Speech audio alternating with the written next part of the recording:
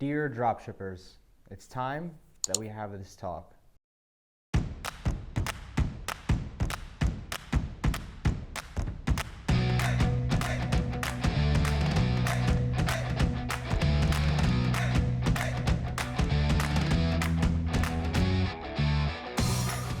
I want to share with you one of my biggest regrets and a massive $15,000 loss that I faced, and it was all due to my fault. And I'm going to tell you how this project started and why it never took off and why it completely failed from the get-go. So today's the day I'm going to reveal to you what happened with the Veer Smiles, how the idea came about, and why I just walked away from the project completely. And stuff that you need to know in order to be successful when it comes to dropshipping and how to take it to the next level. So back in late 2017, I found a product that I knew was going to be a home run. Teeth whitening, at-home teeth whitening kits. Because at this point, the only time you can actually get your teeth whitened is by going to a dentist and going ahead and getting charged hundreds and if not thousands of dollars to go ahead and have your teeth whitened in their offices. And I started noticing a huge trend is that people are very vain, right? So if you can go ahead and play into the vanity market, you'll be able to make a lot of money. That's why cosmetics, that's why face care, that's why, like Botox, again, that's a completely different market than what we can even get into. But, vanity markets have just the most absurd amount of people spending so much money into because people care about their outward appearances and they're very, and again, weight loss is another sector. But again, people spend so much money in that, and I know this. This is why a lot of my winning products typically are in vanity markets. And just like the blackhead remover as well. So a lot of these products that are home runs typically will pivot near the vanity market. So you got to understand is that I noticed in late 2017 that these at-home teeth whitening kits, and for the record, High Smile was also a thing and growing back then. It's not what it is now, the Goliath that it is. It was still growing, maybe a few 100,000 followers and, not that much competition, but I noticed that this was going to be a massive trend back in late 2017. And that's where Veer was born. However, this is where things get a little choppy, and something that I want you to take a lesson from with me. Number one is that as a dropshipper, you should always want to go ahead and pivot to your own brand. Not only does your own brand allow you to establish dominance and presence in a particular category, but it also allows you to go out there and have the ability to eventually sell out. You corner a market if you go ahead and white label or set up your own particular brand. So just keep in mind, like for example, portable blenders that you can take around with you. BlendJet has that market cornered right now. At-home teeth whitening, you have Snow and High Smile, which are going back to back competing with each other. So again, those are cornering their own markets, and you might know of a third-party white labeled product that corners its own market. So eventually as a dropshipper, your goal is to do that. Your goal is to go out there and build something bigger because that's what you can do at scale. That's something that you can bring at scale and go from 8 to 9 figures as well. Again, really big numbers, that's how they're made. So I ended up spending $15,000 between inventory, influencers, and gifts that I gave to some of our influencers as well, in regards to like a little thank you basket for coming and shooting with us. So again, in total, we spent around $15,000, or I spent around $15,000. Let me just go ahead and make that very clear. I spent that money. Now, where I went wrong, and I take full responsibility for this, is that I chose the wrong partner when I was creating Veer.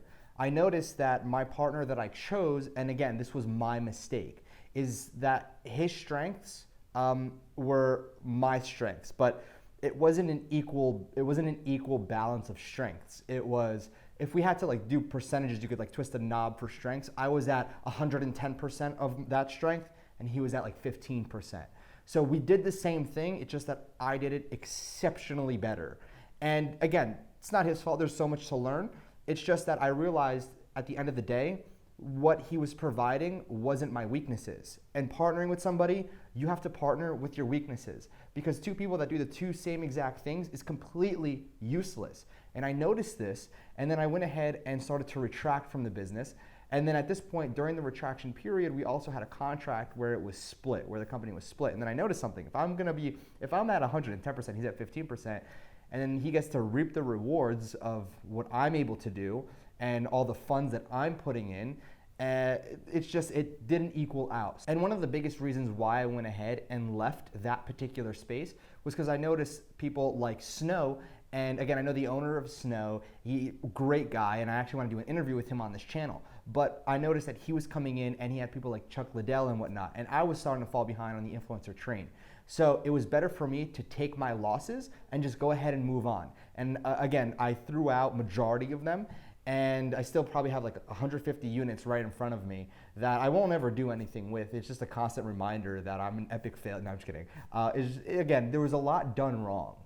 And that was my mistake. But one thing that I do want to tell you is you need to pick your partners wisely. And I know a lot of you will go ahead and try to do it on your own. And here is the key to this video. This is what I really wanted to let you know. Is at the end of the day, you're going to say, if I do it all by myself, I get to keep majority of the profit. But let me ask you this. Is it better to keep 30% of $5 million? Or is it better to keep 100% of $300,000? So obviously, yes, you're essentially not going to be having a bigger chunk or bigger ownership, but more gets done and you're able to profit way more. Just like anybody else who takes their companies public or allows investors to come in, you have to think about it like that. They have to be willing to give up majority stake in their company. Why? Because they're willing to go ahead and let their company go to billions of dollars, hundreds of millions to billions of dollars, and their small percentage is worth more than the 100% that they owned. So is it profitable? Is it smart to have a partner? Yes, but your partners need to be calculated. You have to make sure that when you go and structure a partnership or allow people to come into your business, that they have something that you lack or something that you need to go out there and perfect. And you just don't have time to perfect because you're doing so good at what you do. But let me tell you about another thing. Now, a moat around your business. I heard Warren Buffett say this, and it always stuck with me. I heard him say it's like 1.5 years, 2 years ago, is that if your business doesn't have a moat around it, and if you don't know what a moat is, just run a Google search and look at the images and you'll get it. It's the water around a castle. And if your business doesn't have a moat around that, keeping competitors out from your castle, then you don't really have a sustainable and suitable business. Meaning, if you have something that I can easily carbon copy like that, then you don't necessarily have a business. You kind of have a really profitable hobby. So, and that's one thing why I wanted to create this video, is because at the end of the day, you're gonna make a lot of money based on how strong your moat is, how strong your unique selling point is around your particular business. That's where majority of your money is gonna be made. As a drop shipper, it becomes a lot harder. Obviously, you have to go and start on the ground floor. You can make a lot of money drop shipping, a disgusting amount of money drop shipping, but you eventually wanna go ahead and scale it. Because it's cooler to say, hey, I built this, and say, oh yeah, I go ahead and I have this website and we just sell products from China. Really cool if I were to go out there and say, oh yeah, I started High Smile, or I started Snow Teeth Whitening, right? That'd be way cooler to say, yeah, I just have this general store that sells a bunch of stuff on it. Way cooler to say that as well, and your business also has a stronger moat, which means less competitors will go ahead and try to compete with you. And moats such as, Snow Teeth Whitening, you have BlendJet also has a moat around it now. We have Perfect Sculpt, Fit Tea, all of these have moats around them, and it's very important that you understand how and why this is super, super important. And lastly, what I want to talk about is leverage. If you have the ability to go ahead and easily tap into a market rather rapidly because you have some sort of leverage, maybe a friend, daughter, son, wife has the ability to contact somebody or have immediate access to somebody, you should be using your leverage to the best of your ability. Let's just say I'm launching a brand new product. If I know Conor McGregor and he's a great friend of mine, I can go to Conor and say, hey, I need help. I will go ahead and compensate you this much. I can do it right now, I can do it later on, etc. Because he's a great friend, that's the leverage that I have, is that he's a great friend. Obviously, Conor, if you're watching this ever, if you guys can, tweet at Conor, let him know about me. We could definitely be friends. I will take a few jabs to the throat in order to be friends with Conor. Totally cool with that. But at the end of the day, if you have some sort of leverage that you can utilize, leverage is huge, and so many people underutilize leverage. So I'm gonna do a real hack job of explaining this because I was supposed to record it when I was sitting down, but I decided to just do it over here because I wrote it down for you. So I'm gonna explain the 3 different levels of leverage that I've encountered so far. We have immediate control, secondary, and paid. So immediate control meaning like a best friend, maybe your daughter has millions of followers, your son, or maybe your grandchild, whatever it is. That's immediate control with leverage. So you can ask them to broker a deal, whatever it is. What's secondary? Secondary is like a friend of a friend or somebody who knows somebody.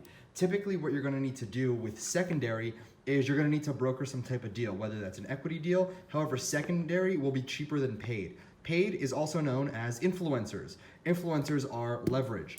Now, again, secondary and paid come hand in hand. Now, if you can have secondary leverage, meaning, let's say, for example, Conor McGregor again. If somebody knows Conor McGregor or his agent, what somebody's able to do is they're able to broker a deal with him or his agent directly for you on your behalf. And since they're close friends with Conor, it'll be cheaper than just going out there and trying to pay for him. So essentially, this we have free, discount, and paid when it comes to leverage. and how you're able to obtain leverage. Most people, what I will say, will be starting off in paid because it's really hard to get leverage. And when you do have leverage, what you ideally want to do is this. You ideally want to start getting people right over here, all right? And then you want to start getting them into your immediate control, or more than anything, the ability to go ahead and contact them whenever to broker cheaper deals. I'm gonna put an arrow pointing down, so cheaper deals. So that's leverage summed up in my eyes and what I've learned. If you're interested to see how yesterday I went ahead and created a video that's absolutely blowing up, it showed how I generated $700,000 in the last 3 months, then check out this video right over here. So again, it's been real. Make sure you subscribe with notifications, and I'll see you soon.